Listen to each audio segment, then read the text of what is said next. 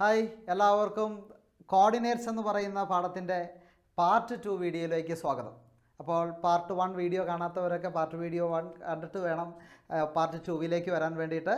അപ്പോൾ ഇന്നത്തെ ക്ലാസ്സിൽ നമുക്ക് കഴിഞ്ഞ ക്ലാസ്സിൽ നിർത്തിയതിൻ്റെ ബാക്കി ചോദ്യങ്ങൾ, ഇമ്പോർട്ടൻ്റ് ആയിട്ടുള്ള ചോദ്യങ്ങൾ, ഇമ്പോർട്ടൻസ് മാത്രമാണ് നമ്മൾ ഈ പാഠത്തിൽ ഡിസ്കസ് ചെയ്യുന്നത്. അപ്പോൾ ഇമ്പോർട്ടൻ്റ് ആയ അടുത്ത ചോദ്യത്തിലേക്ക് പോകാം. ടെക്സ്റ്റ് ബുക്ക് ക്വസ്റ്റൻ ആണ്.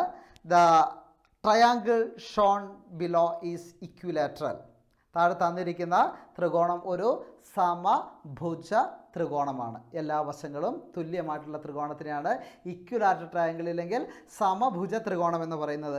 എന്താണ് നമ്മുടെ ചോദ്യം? എന്താണ്? Find the coordinates of years vertices. ഇതിൻ്റെ വെർട്ടിസസുകളുടെ, ഇതിൻ്റെ മൂലകളുടെ സൂചക സംഖ്യകൾ കണ്ടെത്തുക എന്നുള്ളതാണ്. ഓക്കെ, നമുക്ക് ഇവനെ ഒന്ന് ചെറുതായിട്ടൊന്ന് വലുതാക്കാം. അങ്ങനെയെങ്കിൽ നമുക്ക് കുറച്ചും കൂടി എഴുതാൻ എളുപ്പമുണ്ടാവുമല്ലോ അല്ലേ? വലുതാക്കട്ടെ, കുറച്ച് വലുതാക്കി. ഓക്കെ, ദെൻ ഇതൊരു ഇമ്പോർട്ടൻറ്റ് ക്വസ്റ്റ്യൻ ആണ്. കാരണം ഇവൻ നേരെ ട്രിഗണോമെട്രി ആയിട്ട് ചെറിയൊരു ബന്ധം പുലർത്തുന്നുണ്ട്. ശരി, നമുക്കിവിടെ നോക്കാം.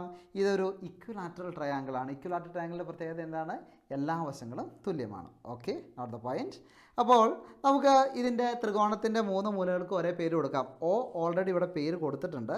ദെൻ ഞാൻ ഇവിടെ എ എന്ന് പേര് കൊടുക്കുന്നു. ഇവിടെ ഞാൻ എന്ത് പേര് കൊടുക്കുന്നു? ബി എന്ന് പേര് കൊടുക്കുന്നു. അപ്പോൾ എയും ബിയും എനിക്ക് കണ്ടുപിടിക്കണം. എ വളരെ എളുപ്പമാണ് കണ്ടുപിടിക്കാൻ. എയിൻ്റെ നീളം എത്രയാണ്? 4 യൂണിറ്റാണ് എ വരെയുള്ള അകലം അല്ലേ? 4 യൂണിറ്റാണ്. അങ്ങനെയെങ്കിൽ എയിൻ്റെ സൂചക സംഖ്യ എത്രയായിരിക്കും? എക്സ് 4. ദെൻ എക്സ് അക്ഷത്തിലാണ്, വൈ 0. അപ്പോൾ 4 0. സിമ്പിൾ. ഇനി നമുക്ക് ബീൻ്റെ കോർഡിനേറ്റ് അറിയണം. ബീൻ്റെ കോർഡിനേറ്റ് സൂചക സംഖ്യ അറിയാൻ നമുക്ക് എക്സിലേക്ക് വരച്ച് നോക്കണം അല്ലേ? എക്സിലേക്ക് നമ്മളിങ്ങനെ വരച്ച് നോക്കിക്കഴിഞ്ഞാൽ ഇതെവിടെ എത്തും? എവിടെ എത്തും? അറിയില്ല. ലിസൺ, ഇതൊരു സമഭുജ ത്രികോണമായതുകൊണ്ട് തന്നെ നമ്മൾ ബി എന്നത് തേർഡ് വെർട്ടക്സിൽ നിന്ന് 3ാമത്തെ മൂലയിൽ നിന്നൊരു ലംബം നമ്മൾ താഴേക്ക് വരച്ച് കഴിഞ്ഞാൽ അത് പാദത്തിനെ 2 ഈക്വൽ ഭാഗങ്ങളാക്കും. ഈക്വൽ ഭാഗങ്ങൾ ആക്കും. ഓക്കെ, എന്ത് ചെയ്യും? ബൈസെക്റ്റ് ചെയ്യും. ഈക്വലായിട്ട് മുറിക്കും. ബൈസെക്റ്റ് ചെയ്യുക എന്ന് പറഞ്ഞാൽ എന്താ? ഈക്വലായിട്ട് മുറിക്കുക. അപ്പോൾ ഇതിൻ്റെ ഇപ്പം നിലവിൽ ഇതിൻ്റെ ബേസിൻ്റെ നീളം എത്രയാണ്? ബേസിൻ്റെ നീളം എത്രയാണ്? 4 യൂണിറ്റ് ആണ് അല്ലേ? അപ്പോൾ മേളിൽ നിന്ന് നമ്മൾ കുത്തനെ ഒരു വര ഇങ്ങോട്ട് വരച്ച് വെച്ച് കഴിഞ്ഞാൽ എന്താവും? അത് 2ഉം 2ഉമായിട്ട് ഈക്വലായിട്ട് മാറും. ശരിയാണോ? അങ്ങനെയാണെങ്കിൽ ഇങ്ങോട്ടേക്ക് 2 യൂണിറ്റും ഇങ്ങോട്ടേക്ക് 2 യൂണിറ്റും ആയിരിക്കും.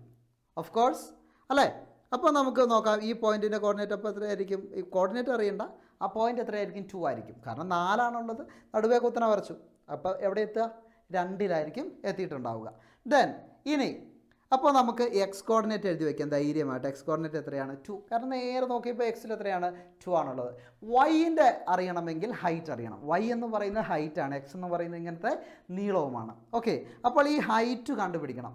നോക്കിയേ, ഇക്വിലാറ്ററൽ ട്രയാങ്കിളിൻ്റെ എല്ലാ കോണുകളും എത്ര ഡിഗ്രി വീതമായിരിക്കും? അതാണ് അതിനകത്തുള്ള ക്ലൂ. എത്ര ഡിഗ്രി വീതമായിരിക്കും? എല്ലാം ഈക്വൽ ആയിരിക്കും അല്ലേ? 3 സൈഡ്സ് ഈക്വൽ ആയതുകൊണ്ട് 3 ആംഗിൾസ് ഈക്വൽ ആയിരിക്കും. അപ്പോൾ എത്ര വെച്ചായിരിക്കും എന്ന് പറഞ്ഞേ? എത്ര ഡിഗ്രി വീതമായിരിക്കും? പറ, എത്രയാ?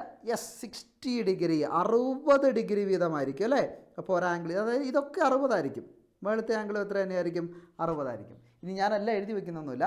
ഇത് 60, ഇത് 90 നമ്മൾ ഓൾറെഡി വരച്ചു വെച്ചിട്ടുണ്ട്. അങ്ങനെയെങ്കിൽ ഈ ആംഗിൾ എത്രയായിരിക്കും? 30 ഡിഗ്രി, 30 ഡിഗ്രി ആയിരിക്കും. ഇവനെ നമുക്ക് നല്ല പരിചയമുണ്ടല്ലോ. 30, 60, 90. ഇവനെ നല്ല പരിചയമുണ്ട്. 30, 60, 90 എന്താ? ട്രിഗണോമെട്രി. 1:√3 ആണോ? 30 ഡിഗ്രി, 60 ഡിഗ്രി, 90 ഡിഗ്രി ആണെങ്കിൽ സൈഡുകൾ തമ്മിലുള്ള റേഷ്യോ 1:√3:2 ആണ്. ആണോ? ദെൻ അത് നമുക്കിവിടെ പാറ്റാം. നോക്ക്, നമുക്ക് മറ്റൊരു കളറിൽ എഴുതി വയ്ക്കാം. റേഷ്യോ ആണ് ഞാൻ എഴുതി വയ്ക്കുന്നത്. 30ക്ക് ഓപ്പോസിറ്റാണ് 1, മറക്കരുത്. 60ക്ക് ഓപ്പോസിറ്റാണ് √3, മറക്കരുത്.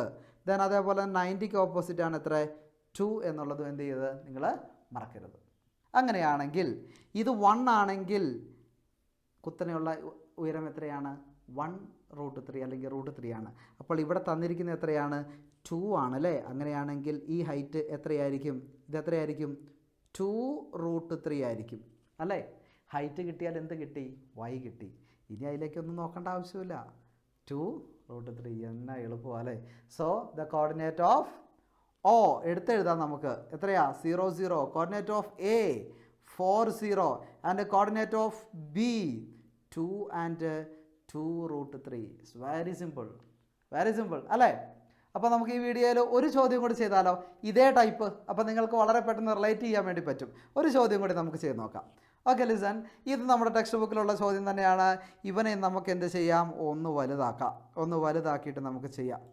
എന്താണ് നമ്മുടെ ചോദ്യം? ടെക്സ്റ്റ് ബുക്ക് ക്വസ്റ്റ്യൻ തന്നെയാണ്, പക്ഷേ വളരെ ഇമ്പോർട്ടൻ്റ് ആണ്. പലപ്പോഴും പരീക്ഷയ്ക്ക് ഇവനെ നമുക്ക് കാണാൻ സാധിക്കും. അപ്പോൾ നമ്മളിത് പഠിക്കണം. ഓക്കെ, എളുപ്പമാണോ? വളരെ എളുപ്പമാണ്. നമുക്ക് നോക്കാം. ഇവിടെ നോക്ക്.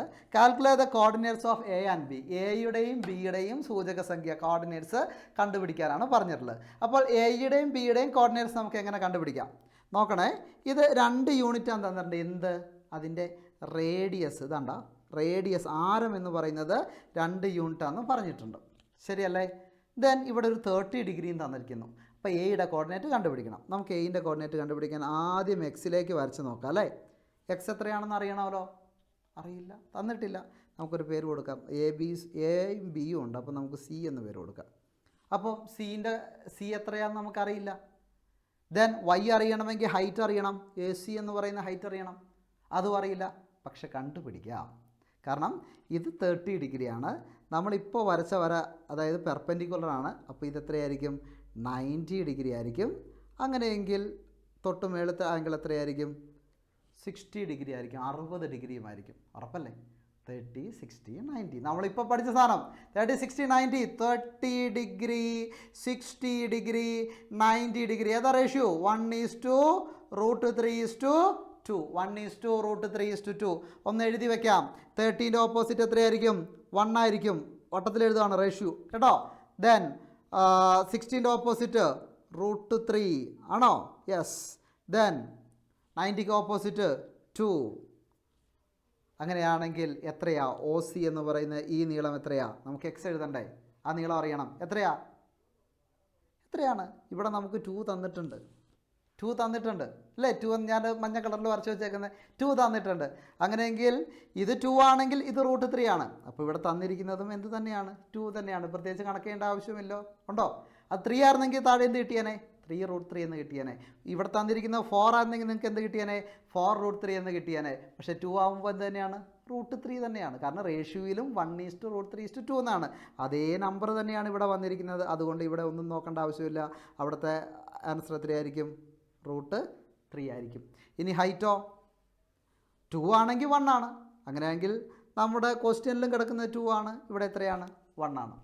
അങ്ങനെയെങ്കിൽ എയിൻ്റെ കോർഡിനേറ്റ്സ് എങ്ങനെ എഴുതാം? √3. ഹൈറ്റ് എത്രയാ? 1. √3 1. എയിൻ്റെ കോർഡിനേറ്റ് കിട്ടി. √3 1. കണക്റ്റ് ആയില്ലേ? ഇനി നോക്ക്. ഇനി നമുക്ക് ബീൻ്റെ കോർഡിനേറ്റ് അറിയണം. അപ്പോൾ ബീൻ്റെ കോർഡിനേറ്റ് അറിയാൻ വേണ്ടിയിട്ട് നമുക്ക് കുത്തനെ ഇങ്ങോട്ട് വരയ്ക്കാം. തൽക്കാലം ഇതിന് ഡി എന്ന് പേര് കൊടുക്കാം. ഓക്കെ. ദെൻ പക്ഷേ ഇവിടെ നോക്ക്. ഇത് 2 ആയതുകൊണ്ട് ഇവിടെയും 2 ആയിരിക്കും. കാരണം എന്താ? ഇത് റേഡിയസ് ആണ്. ഒരു സർക്കിളിൻ്റെ ആരങ്ങൾ എപ്പോഴും എന്തായിരിക്കും? തുല്യമായിരിക്കും. ആണല്ലോ? അപ്പോൾ ഒരു വശം അറിയാം. ഇനി ആംഗിൾ എന്ത് ചെയ്യും? ഇത് 90 ഡിഗ്രിയാണ്. ഈ ആംഗിൾ എത്രയായിരിക്കും? എങ്ങനെ കണ്ടുപിടിക്കുക മക്കളെ? ഒരു വരയുടെ ആംഗിൾ എത്രയാടാ? 180 ഡിഗ്രിയാണ് അല്ലേ? ഒരു സ്ട്രൈറ്റ് ലൈൻ്റെ ആംഗിൾ എന്ന് പറയുന്നത് 180 ഡിഗ്രിയാണ്. ഇവിടെ നോക്കിക്കേ, ഓൾറെഡി 30 ഡിഗ്രി ഉണ്ട്. ദെൻ ഇവിടെ എത്ര ഡിഗ്രിയും തന്നിട്ടുണ്ട്? ഇങ്ങനെ ഒരു ചതുരം വരച്ച് തന്നിട്ടുണ്ടെങ്കിൽ അതിന് അർത്ഥം എന്താണ്? ഇങ്ങനെ തന്നിട്ടുണ്ടെങ്കിൽ അത് 90 ഡിഗ്രിയാണ്. 90 ഡിഗ്രിയാണ്. അപ്പോൾ 30 ഉണ്ട്, 90 ഡിഗ്രി ഉണ്ട്. 30, 90 എത്രയാ? 120 ഡിഗ്രി അല്ലേ? 120 ഡിഗ്രി. ബാക്കി അപ്പോൾ എത്രയായിരിക്കും?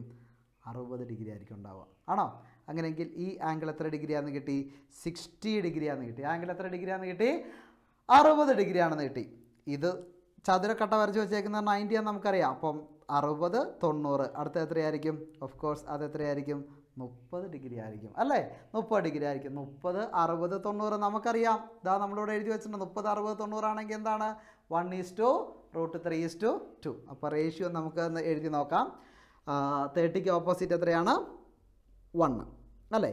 60ക്ക് ഓപ്പോസിറ്റ് എത്രയാണ്? 60 ഡിഗ്രീൻ്റെ ഓപ്പോസിറ്റാണ് എഴുതുന്നത്. √3. ദെൻ 90ക്ക് ഓപ്പോസിറ്റ് എത്രയാണ്? 2.